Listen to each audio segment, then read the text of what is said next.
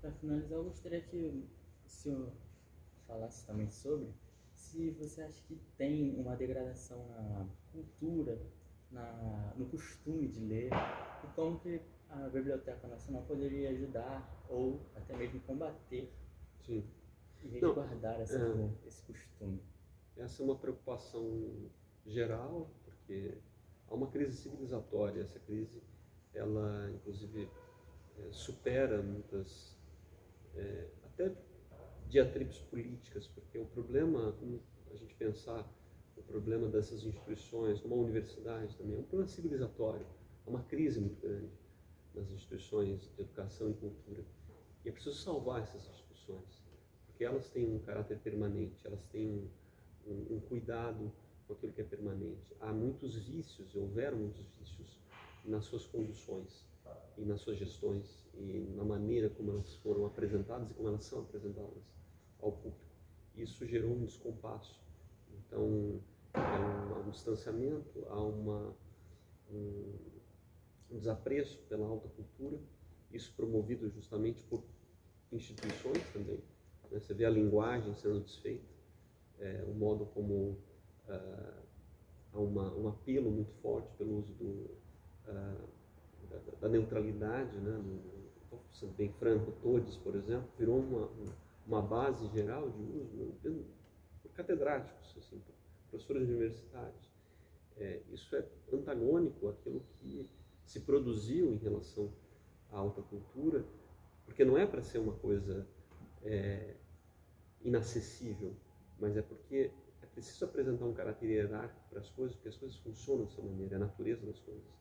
Isso não é para oprimir, diminuir ninguém, ao contrário, é para mostrar que há um processo de civilização, um processo de evolução mesmo, né? Sem menosprezar ninguém, mas dizer que há um esforço, há uma dedicação para que algo seja bem cultivado. As coisas funcionam dessa maneira. Nós temos um processo de desnaturação, de crise, porque há uma pressão por uma espécie de igualitarismo que massacra essas noções mais sensatas do que significa cultura. Então, pensar como Machado de Assis, que é uma figura talvez ímpar na nossa cultura, negro, gago, filho de lavadeira, enfim, com todas as dificuldades, mas ele elevou a cultura e mostrou, é aqui que tem que se chegar, é aqui que tem que se alçar voo. Poderia muito bem, não faria isso, mas poderia equalizar as coisas no nível do resto do chão, que não tornaria a letra que ele desenvolveu, a linguagem que ele desenvolveu, algo tão alto que todos queiram chegar até lá. Esse é o propósito. Mais uma vez, isso não é para criar andores inacessíveis. Muitas vezes as instituições, elas formam, elas desenvolvem até na sua arquitetura esse tipo de magética. O desafio é mostrar que esse tipo de situação, ela deve servir para criar uma referência, para você olhar aquilo como algo bom, como algo que vai aproximar do belo, do sensato, do perfeito. Né? E é por isso que a gente vê uma obra de arte, vê uma pintura como algo que atinge um senso muito profundo na alma. É um desafio que apresentar isso como algo bom dentro de uma pressão supostamente democrática que equaliza as coisas de modo que confunde, cria mais confusões do que, na verdade, noções claras de como devemos encarar, enfim, aquilo que corresponde à educação, cultura, intelectualidade e tudo mais. Eu diria que nós vivemos um momento muito complicado em relação a isso, assim, que não é um fenômeno apenas brasileiro, é um fenômeno mundial. Isso se dá em diversos países, em diversas instituições. Isso confunde um bocado as pessoas e eu penso que distancia o cidadão, né, as pessoas em geral, daquilo que deve ser cultivado. Porque se qualquer coisa, você não tem uma noção clara de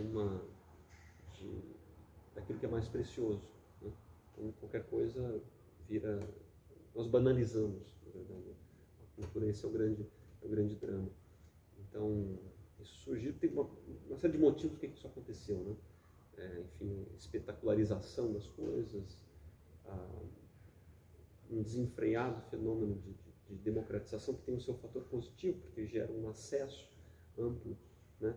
E isso é fruto também de uma sociedade de massas, isso é um processo, né, de transformação cultural, especialmente do pós-guerra, mas que entrou em certos desafios de como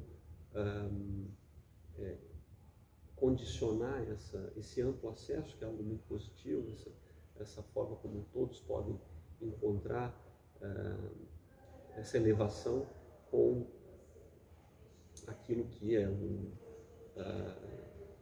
de fato, né, uma organização do pensamento que é mais elevado. Então, não é simples resolver esse problema, mas isso está nas instituições, está na forma como que as pessoas lidam com as instituições.